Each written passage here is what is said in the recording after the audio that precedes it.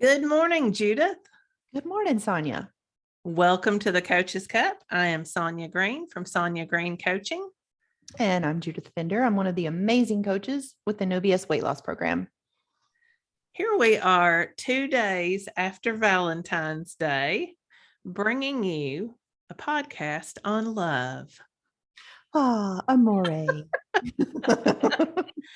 And so truth be told, we had planned a podcast on rest, which we will bring you next week. But Judith said, hey, it's Valentine's Day. Let's talk about love. And so here we are. Yeah. And full disclosure, like we independently studied. And so I think we're going to have a good conversation today about love of self and relelshionships. Yeah. Yeah. And all in 30 minutes or less. Right? 30 minutes or less. Zip it up. Love of partner. Yeah, we can do that in 30 minutes. All right. Well, let's start with your ever-present definition. We did not go to the Googles for this definition. Nope. We consulted the Bible, the Emotional Bible by Brene Brown, Atlas of the Heart. Dr. Brene Brown. Dr. Brene Brown. Excuse me. I just like to give her that credit. I don't think she's often given that credit. You know, that's a good point, because when I think of her, because I feel like she's my friend. Oh, absolutely. And so the thought of, like, when I put doctor in front of it, somehow that puts a layer of impersonal, unapproachable. Yeah. Well, for me, it just puts a layer of respect. Because so often women, even though we have worked hard to earn PhDs, people raise their eyebrows at us if we correct them and say we are doctor. They're like, well, who do you think you are? Well, Brene Brown's somebody who has worked hard and done a lot of very serious, well-respected research. So that's why I call her Dr. Brown. Dr. Brown. Yeah. Okay. Well, and I call her Brene because I feel like she's my friend and it's approachable, and I'm not dismissing her work at all. No, I know, because I love her. Yes. Because there I go, throwing that word love around. I love her. Because she has been vulnerable with you. I'm jumping to the end. But that's why we love her, because she has been very open to share things that we don't like to talk about. She has brought that into the mainstream conversation. So yeah, absolutely. And always keeping things in such a way that is so, I want to say consumable, but maybe it's just approachable. Like everything about her is just the willingness to say her words, and it resonates with me. So yeah, here we go. Love. Ladies and gentlemen, love is not something we give or get. It is something that we nurture and grow, a connection that can be cultivated between two people only when it exists within each one of them. We can love others only as much as we love ourselves. Did I emphasize those words? Did we hear others and self and connection, vulnerability? Yeah. Mm-hmm. Yeah. And I think that that's the key. We can only love other people as much as we love ourselves. And we want to, the idea of having that connection with other people, it's a need within us, right? Right. I mean, we feel we talk about that all the time. We have to be connected to the tribe. That is one of those hierarchical needs that we have. But if we're not connected, if we're not a whole being, then we can't have a healthy connection to another person. Yeah, when we were pre-gaming, talking about, what is a whole person, right? And that search for being that whole person in a relationship, the work that it requires of the self, and owning the moments, and how it just really pinpoints down into moments and how we show up and what we're thinking and our willingness to be whole in front of another. Yeah, I'm gonna give a personal example that's come up recently. But I want to talk about 3 components of love that several different theorists talk about it, and then kind of connect into this story. So there are 3 components to this concept of love that we talk about. There's intimacy, passion, and commitment. And intimacy is that willingness to share or be vulnerable, right? That is not a textbook definition. That's the Sonya definition. Do you have anything to add to that? I would add that it is, what did you say? The connection with another? Well, the willingness to be vulnerable, to share yourself with another. Right. The very things you don't share with others necessarily. Yes. And that requires that vulnerability, that openness. She says it can be shared with other people only when you have it within yourself. So it takes, I think, going back to self-trust, it takes a lot of trust in who you are as a person before you can share yourself, your weaknesses with somebody else. Right. And maybe that's just me, because I've always been one who I've had a lot of armor up, and I haven't felt the ability to share my weaknesses. I thought my weaknesses would keep people from loving me for most of my life. Yeah, most of my life, I would say that's the case. I do love how you call it a thought. I had thought. Yeah, no, it absolutely is. It's a thought, I think, that caused people a lot of problems when it comes to love. We want people to love us, so we create this persona that seems perfect. But underneath that armor we have built up, that perfect persona is just a pile of weaknesses that we hate and we think makes us unlovable. And I spent a lot of my life in that space. But unwholeness is what I hear, thinking that you're not whole. Yes, thinking I am unworthy.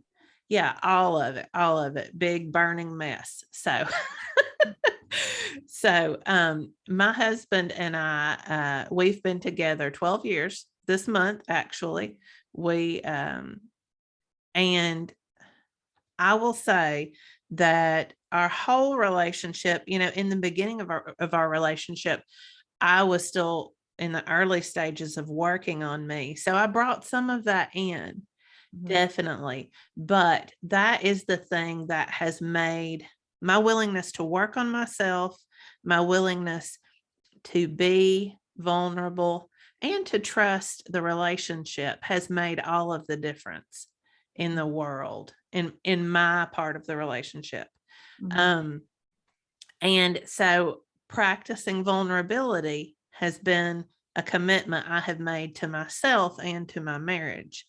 So here's this, that's a very long build up to the story I'm getting ready to tell. But as you know, if you listen to this podcast, I'm retiring in May. I have worked my entire adult life, and even, my first job, we could start as early as 13 with babysitting, but my first public job was at 15. So I've always worked. I've always made my own money. I've always paid my way. That's the way I see it. And, done my part of the work in a marriage. And so in thinking about retiring in May, yes, I'm going to be coaching, but I've always had like a steady paycheck and, insurance and benefits and all of those things. And starting this year, really this semester, especially as I'm winding down, I'm starting to see a lot of fears pop up that I have about leaving my job and leaving a steady income. And so it's been an interesting place to play around in my brain because I have had all the thoughts. And one of the thoughts that I've had was that he's not going to love me when I leave my job, when I'm no longer holding up my part of the financial commitment in our family. Mhm. Now, I recognize that as a thought, but I gave it space. Even though what I wanted to do was laugh and go, that's ridiculous, and just kind of tuck it away. I knew that if that thought was there, I needed to dig into it and not resist it, Mhm. but feel it, be vulnerable with it. And I actually shared it with him because I'd been a little snippy with him on a few occasions when Mhm. he didn't deserve it. And it all went back to that fear of me feeling like not bringing in my part of the contribution Mm. to the family financially was going to affect our relationship. I was afraid it was going to affect our relationship. And so, I told him, I said, listen, I said, I know I've snapped at you a few times. And I said, this is why. This is what I'm feeling. And he started laughing and he said, you think the only way you contribute is with your money? Mm. And I was like, and that's why I love you. That's why, so it wasn't it, but that is something as minor as that may seem to some people who are really good at it. That was a vulnerability that I would never have shared, probably even, I don't know, 10 or 11 years ago. Mhm. It's very new to me, and it absolutely increases once I can show him all of those, what I think are the ugly parts, the weak parts of me, and he still accepts me. Let's talk about strengthening a bond. Mm. What I love A about lot of that too. words, right? Well, and a lot of really good, so many good takeaways from there, and how you practiced, how you showed up and allowed the space and the honesty that you had with yourself, and talking to yourself and talking to him, and being willing to and express that, and not, and how thinking that it was a weakness in fact was such a strength, because through that process strengthened the bond. Yes. Mhm. Yes, absolutely. And that's what I want to hit home, because we have this idea that we can't show our weaknesses. But real love, whether it's self-love, loving yourself, or loving somebody else, is being able to show those weaknesses. Or the coach in me, when I hear you even say the word weakness, it's perception of Yes, what you yes, yes. think is a weakness. I'm like, Yes, it's not a weakness. absolutely, It's your absolutely. That's humanness. It's showing up with your humanness, with the qualities that, the lifetime of stories that your brain has told, yes, and you're showing up and opening up about the stories, and both with yourself and with another, yeah, and knowing that he's your person, and he's like, and that's why I love you. mhm. Like, it's so good because it was just your story. You had a big story built around change, right? And with this, with Yeah, the brain's going to want to go there. yeah, A big story. Things are changing. Oh my God, he's not going to love you. You're not getting insurance. He's not. He only wants you for the insurance. exactly, exactly. My insurance and my paycheck. That's it.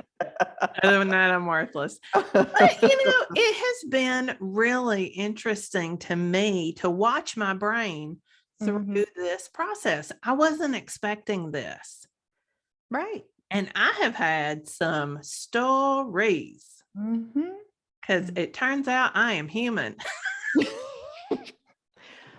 Right. And that wholeness of being a human is acknowledging that the all the emotions, all the thoughts, they're all normal and they're all welcome.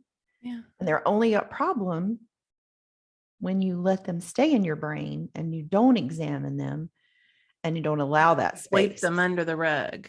Right. I'm going to ignore this. Maybe it'll go away. Yeah. It doesn't.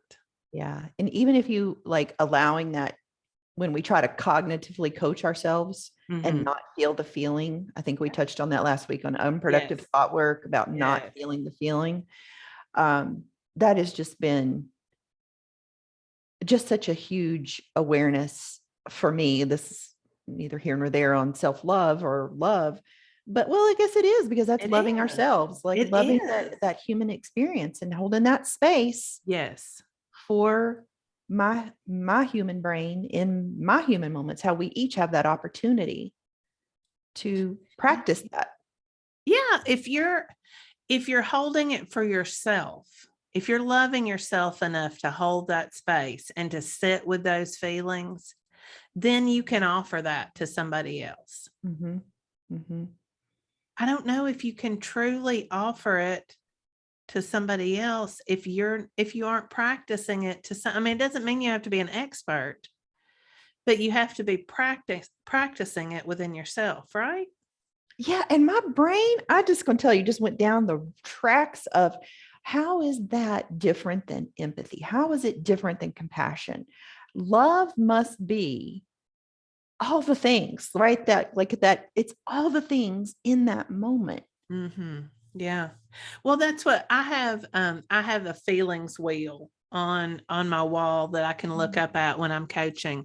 Because as I've told people before, feelings are also a new thing to me. I was one of those people who thought you had three. You could be sad, glad, or mad. Yeah. Yeah. So I have a feelings wheel, and love is one of the primary feelings, but the four feelings that come out from that are affection, adoration, connection, and care. Mm. And so then in that moment, though, when you were talking about showing up with love, what I heard was empathy, compassion, holding that space for another. yeah. If you're loving, because I don't, Yeah. But yeah. You have to. that's the verbness maybe of love, is Yes. the verbness. Is that a word? I love that. I love that, because we were talking when we were pre-gaming about researchers actually argue about whether or not love is an emotion.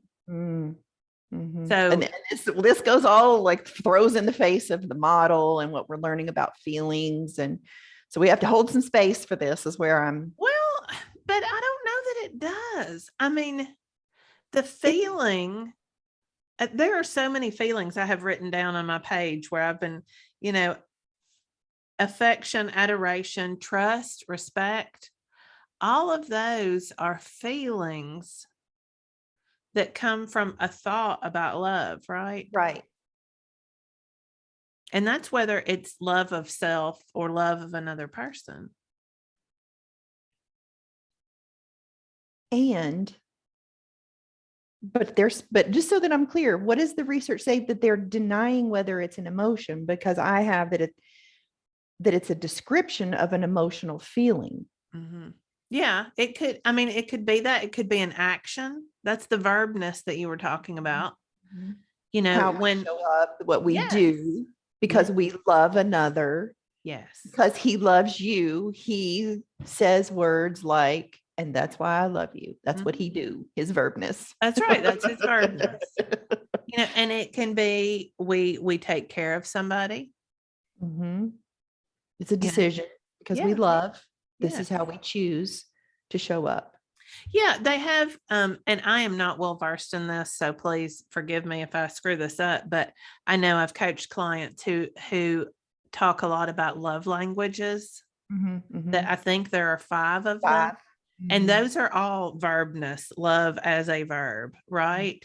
In a way that I don't remember what all 5 are, but like acts words of affirmation, acts of, they're all love as a verb.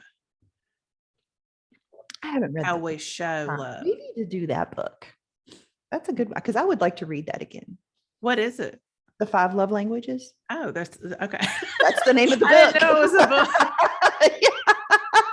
Yes, yes, it is. Surprise. I didn't realize it was a book. It's like there's a spin-off of them too, like of nurses, of 5 Love Languages of children. There's really interesting. Yeah. But I like that. I like how you describe that. I think, but it is also a thought. It's a noun. Yeah.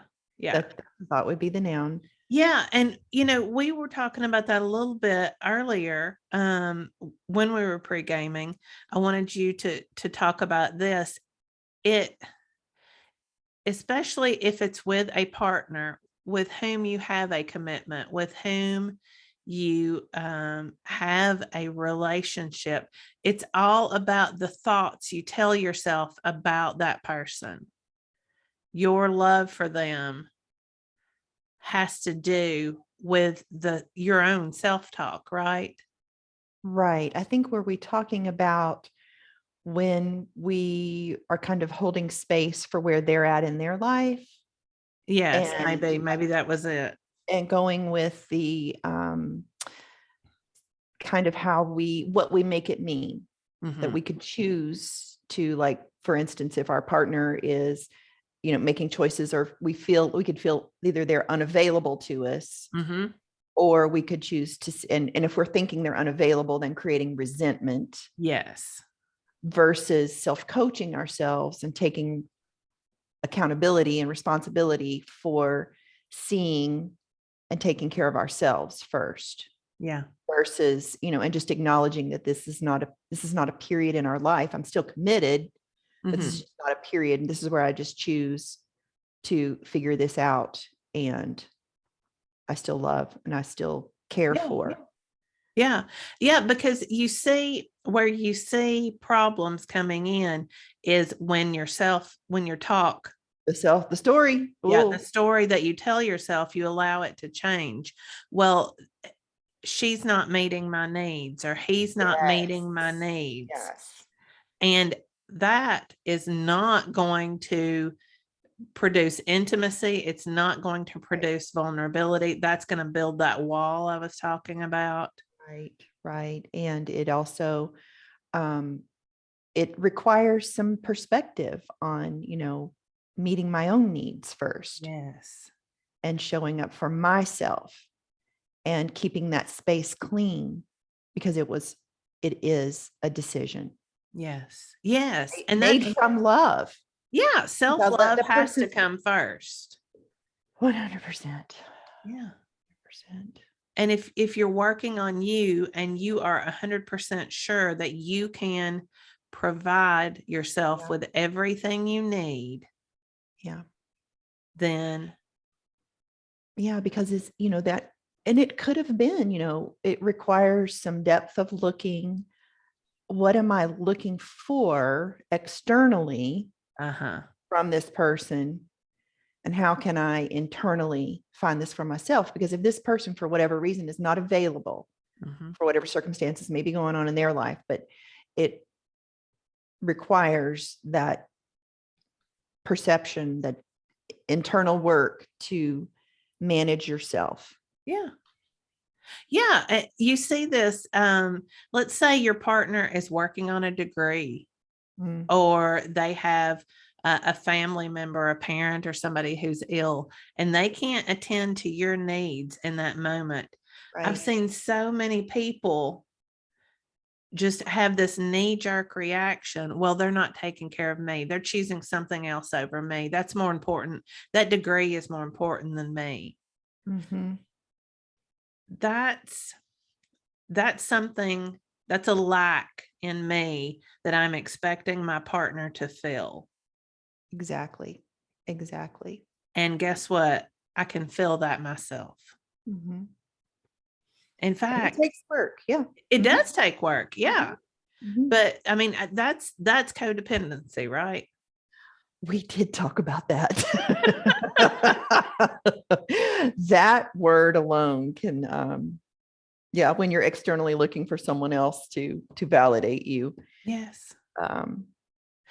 But I this is hilarious, but I sometimes when I'm traveling, I will listen to my Sirius XM instead of the radio because I'm out of range. And so I always listen to the 80s station, the 80s on 8. I know all the words to all the songs. I know.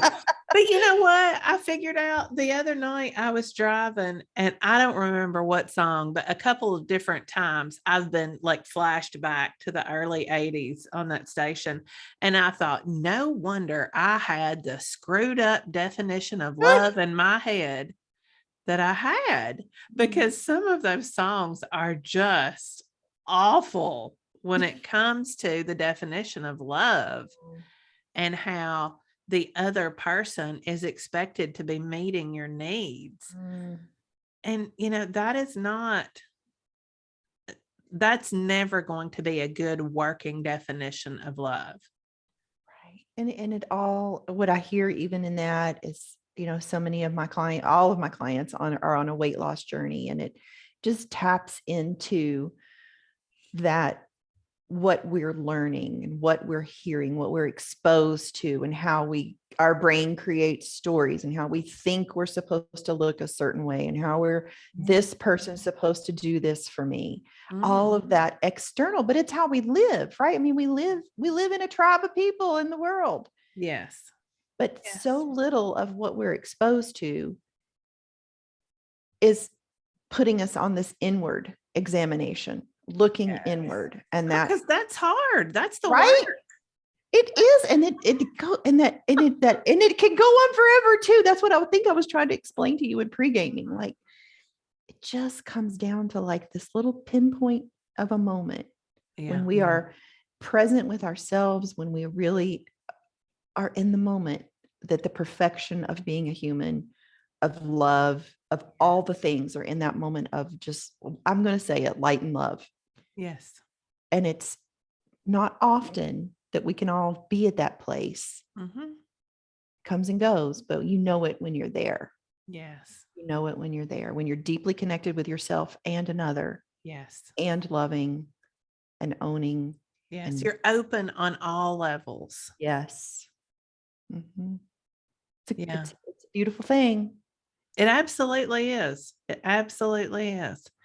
I don't know if we can say much more about it. Is there anything more you want to say than that? Oh, I think the thing that struck me most is like how casually we do toss around the word love. I think I would encourage all of our listeners to,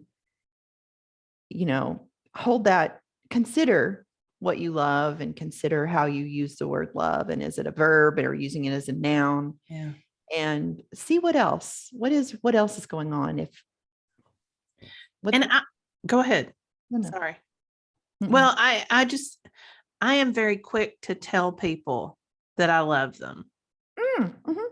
And in fact, I say it to you. I know you. We hang up. Love you.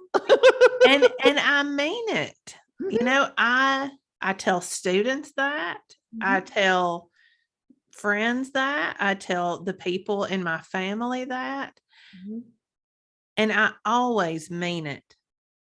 Because in my mind, if somebody is precious enough to be in your path, if you have the honor of having them in your path and you are connected to them, that's love. And I always want the people that I'm connected with to know how important they are to me. Because so much of my world right now is working with clients, is in that space of being a coach. It is for me. And I think most coaches roll this way, and maybe some don't, I don't know. But it is about that connection, that acceptance, and that love, showing up with my heart open and willingness to be on their journey. Yes. Help guide them to the whole space. Yes. It's that vulnerability. It's so interesting because I see more clients than I do family right now in my life. Yeah. That's a good thing. Yeah. But if there is love in the world, that there can't be too much love. There's never going to be too much of it. It's never going to, if it is open and vulnerable and honest, then there's no downside to that. It's growth. Yes. I want to be sure that we include that, because when I think of coaching, I think of it's growth. Yes. I can help this client grow from this experience. Yeah. Direct them towards growth versus the loathing. Mm-hmm. Oh, absolutely. Moving them out of their own self-loathing into self-love. That's the whole journey right there. All right. So if you're looking for the path, if you are on the journey and you feel like you need some direction, you need a guide on the path, I think either of us would love to be your guide. Love. Yes, we would love to be your guide. That's it's verbing there, right? So you can find me at sonyagreencoaching.com or on Instagram at Sonya, SONYA _green coaching. And you can find me through the No BS weight loss program. I would love to coach you. And on the Instagram, just Judy, JUSTJUDIE. That's it. All right. And we've still got that one mug rattling around. We do. So if you want to say that first. I meant to say it first. Honestly, I did mean to say it first today. And then we were talking about love and I got totally distracted. But if you will share something about our podcast, an episode, you can share this episode if you want to share some love, and tag us on Instagram or in Facebook, wherever. As long as you tag us, we will send you that mug. Sweet. Yep. All right. We'll see you next week when we'll be talking about rest, I think. So good. Bye-bye. Bye, y'all.